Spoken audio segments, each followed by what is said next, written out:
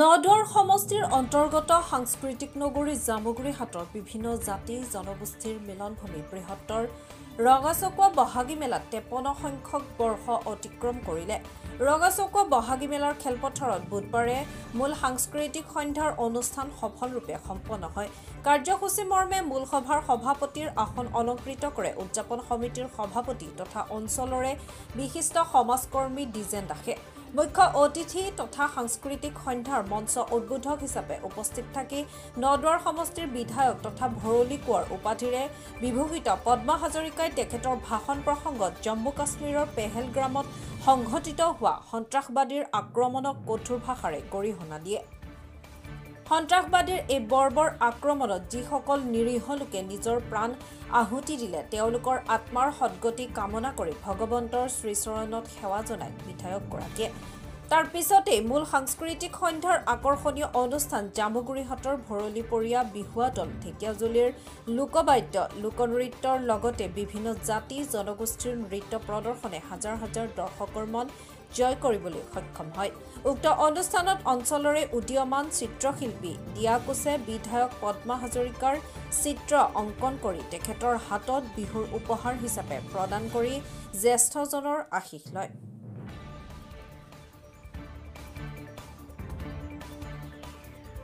দিনটোত এই ৰঙাচকুৱা বিহু মেলালৈ যেনেকৈ আশা কৰি আছিলোঁ যে আমাৰ দেশত এটা অংগত এখন ৰাজ্যত জম্মু কাশ্মীৰত পাকিস্তানী সন্ত্ৰাসবাদীয়ে যি ভাৰতীয় লোক আৰু ফৰেনাৰৰ ওপৰত আক্ৰমণ কৰি ২৬জন নিৰীহ লোকক নৃশংসভাৱে গুলীয়াই হত্যা কৰিলে সমগ্ৰ দেশতে এক জোকাৰণি হৈছে আৰু সকলোৱে দুখত মৰ্মাহত হৈছে।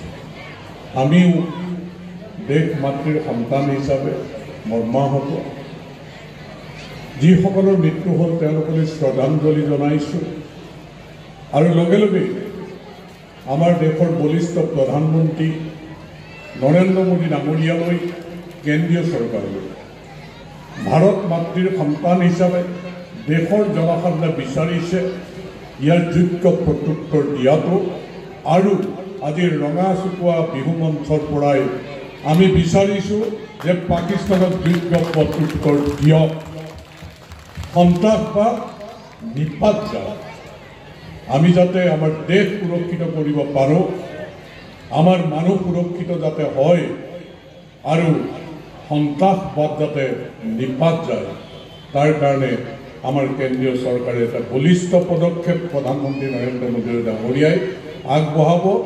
ভৱিষ্যতে যাতে কোনো সাহস কৰিব নোৱাৰে আমাৰ দেশৰ জম্মু কাশ্মীৰেই নহয় এইখন অসমতো নৰ্থ ইষ্টতো এনেধৰণে কোনেও যাতে সাহস কৰিব নোৱাৰে আক্ৰমণ কৰিবৰ কাৰণে। আমি দুখিত আজি যে আমাৰ অৰুণাচলৰ এজন যুৱকো মাত্ৰ 4 মাহ হৈছিল বিবাহৰ, তেওঁ মৃত্যু কাকোৱালি ল'ব লগা হৈছে। অসমৰ বৰাকৰ সন্তান ভট্টাচাৰ্যী তেওঁ কোনোমতে বাচিছে। যি হওক তেওঁ সুস্থ কৰি আহি অসম পাওক। গতিকে এই দিনটোত যিয়েক আমি আশা কৰিছিলোঁ ৰঙাচকুৱা এই অঞ্চলত যে ইয়াত বিভিন্ন জনগোষ্ঠীৰ মানুহে বসবাস কৰিছোঁ, বিভিন্ন ভাষাৰ মানুহে বসবাস কৰি আছে, বিভিন্ন ধৰ্মৰ মানুহ। মই সমন্বয় তীৰ্থভূমি বুলি এইখন সেইকাৰণে কৈছোঁ, এই অঞ্চলৰ মানুহে অসম মাতৃভূমিক নিজ মাতৃভূমি বুলি গ্ৰহণ কৰি ৰঙাচুকুৱাত সমন্বয় সম্প্ৰীতি এনাজৰীডাল টনকিয়াল কৰি যেনেধৰণে আমাৰ যি চহকী কৃষ্টি সংস্কৃতি আছে প্ৰতিটো জাতি জনগোষ্ঠীৰ আৰু মূল অসমীয়াৰ প্ৰকৃতিৰ লগত নিবিড় সম্পৰ্ক থকা ৰঙালী বিহু ইয়াত 53 বছৰ গৌৰৱিছে, যে ইয়াত সকলো জাতি জনগোষ্ঠীয়ে জড়িত হৈ যি আনন্দ উল্লাস এই বিহু সন্মিলনৰ জৰিয়তে কৰে ই অন্য জেগাতকৈ ব্যতিক্ৰমী।